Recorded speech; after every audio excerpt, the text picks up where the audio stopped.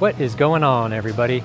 We are back with another round of Halloween Horror Nights construction updates for Universal Studios Orlando. Today is July 10th. Not too much going on this week. We're gonna go ahead and get right into it. Looking over here across City Walk into the space between Hard Rock Cafe and Rip Ride Rocket. Definitely a lot of earth, a lot of dirt movement going on over there. We don't have any aerial updates from BioReconstruct since our last video, so not 100% sure what's going on back there near the Blue Man Group building. But I really don't think this is gonna get back far enough to encroach on where those queues run for Soundstage 23 back there. So we have to keep an eye on things. We'll see if we can get a look once we get inside the park over there by Despicable Me. Up here at the front of the park in the Production Central area, I took a good look at last week's video and compared all the lights, and nothing new up here. Everything is the same as it was last week. Over here on the side of Despicable Me by the queue there for Rip Ride Rocket, this is where that queue runs for the house in Soundstage 23, and it does kind of look like the construction area runs right on the corner of where that queue runs, right on the other side of this fence here that I'm highlighting in the video. Right there, a couple of feet. So that construction area might now be running up into that queue area. So it's going to be really interesting to see as we get closer to the event what's going to happen with that over there. We are going to backtrack a little bit and make our way around to the park the other way this time, over into the Hollywood section. And I do see a few lights that they have added here that we're going to go over. First stop over here on top of the Brown Derby Hat Shop. I don't know if they added these or if I just missed them last time, but we got a few lights up here on top of the shop here. And then also up front, we've got these smaller trusses that they added. You can kind of see them in last week's video, but I want to make sure to give them a good highlight in this week's video. Over here on top of this building next to the Schwab's Pharmacy, it looks like they've added this row of lights up here as well. I don't think I caught this in my video last time I was here, but over here on top of the Horror Makeup Show building, it looks like they've got a row of lights that they've added up there as well. And lastly, for the Hollywood section over here on top of this truss work in front of Mel's Drive-In, they've added some lights up onto the top of that. Not too much going on over here in the Central Park section, though we do have some flags over here on the side of the NBC Preview building. These are likely for Halloween Horror Nights, mapping out some places where they're going to set up some things. Maybe just some general construction, but I'm pretty confident this is related to Horror Nights stuff. And directly opposite those markers on the other side of the NBC Preview Center, we've got some more flags over here in the mulch and stuff. And it looks like we got a little tree stump marked off with a piece of red tape, probably to remove that to make room for sets and all that.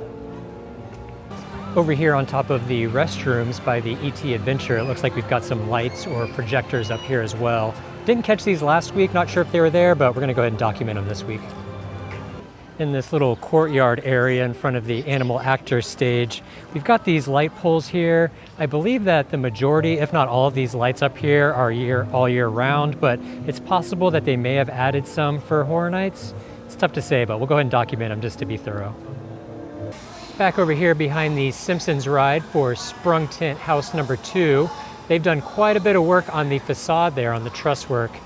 Really, really curious about what this is going to be now that it's starting to shape up. Wish we could get a better view. Have to wait for one of BioReconstruct's aerial shots to see if we can get a better idea of that. I don't think we have any updates or changes back here on the Nightmare Fuel stage with the props and everything, but it does look like they have the house lights on right now, and I saw a picture floating around online with it all lit up back there, so I think I'm going to stop back by after it gets dark to see if we can get a better look at some of that stuff back there. We're going to head back into Diagon Alley for what is kind of the big update for this week.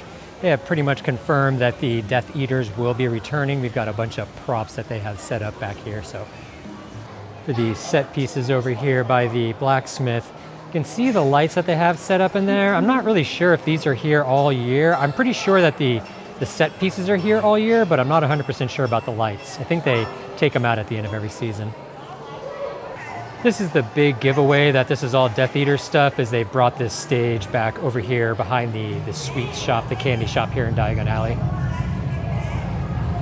On the side of the Celestina Warbeck stage over here, they've got these props set up over here with the lights inside of this crate here as well. All these lights that you see in here are the green lights that shine out that the Death Eaters really congregate around and sets the mood for them. These props and lights over here are by the motorcycle photo op and the stairwell on the side of Gringotts here. Over here across from the bathrooms by the entrance to Diagon Alley, we've got this crate with the lights in it and some more props set on top of it. We've also got these set pieces that they set up inside a Nocturne Alley as well. Looks like we have a piece of reflective tape on this corner to help guide the actors up onto this crate here. And over here on the side of the candy shop, across from the entrance or the exit to Nocturne Alley, we've got these crates and props over here with the lights inside of them as well. Actually, over here by the entrance to the candy shop, we've got another crate with some lights inside of it and some small props on top of it as well. Not too much going on in San Francisco this week. They did add these 2 lights up here on top of the building, and they pulled the 4th of July bunting off of the base of these trusses here, but it's pretty much it for now over here.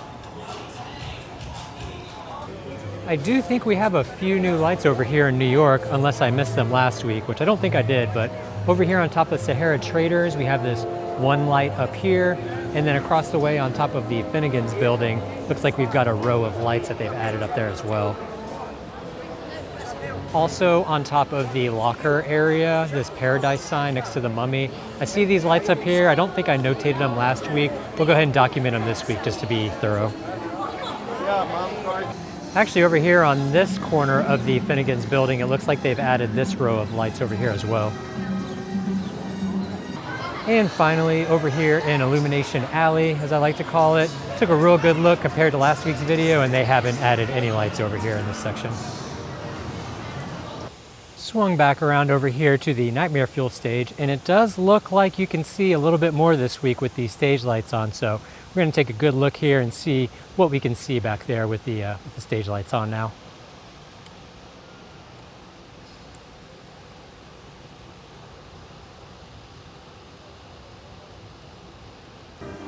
And that is going to do it for this week's Horror Nights construction update video. We've got this beautiful sunset here to send us off. Not too much going on this week, but I have a feeling we're going to start to see some real action coming up here soon. If you have stuck around this long, thank you so much for your time. Greatly appreciate it, and we'll see you next week.